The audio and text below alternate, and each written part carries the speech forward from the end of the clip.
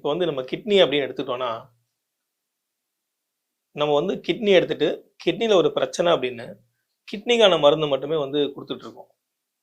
ஆனா, உண்மையான விஷயம் இங்க என்ன நடக்குது அப்படின்னா, நீங்க கிட்னி பேஷண்ட் எல்லாருக்கும் பாருங்க, அவங்களுடைய கல்லீரலுமே வந்து பார்த்தீங்கன்னா, அதிகப்படியான வந்து டவுன் ஆனத நீங்க பார்க்கலாம். டவுன் அப்படின்னா, அதிகப்படியான அதுல ஒரு பிரச்சனை இருக்கிறத பார்க்கலாம். ஒண்ணு வந்து பயங்கரமான ஃபேட்டி லிவரா இருக்கும். இல்ல லிவர் சிரோசிஸா இருக்கும்.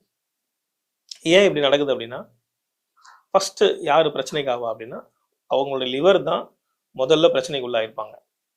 அந்த லிவர் என்ன பண்ணும் அப்படின்னா, கிட்னிய வச்சு தன்னோட மொத்த டாக்ஸின்ஸையும் ரிலீஸ் பண்ணலாம் அப்படின்ற மாதிரியான ஒரு ஐடியால, ஸோ இவர் வந்து அவர வச்சு கொஞ்சம் கொஞ்சமா வந்து அந்த டாக்ஸின்ஸ் எல்லாம் ரிலீஸ் பண்ண பார்த்திருப்பாரு.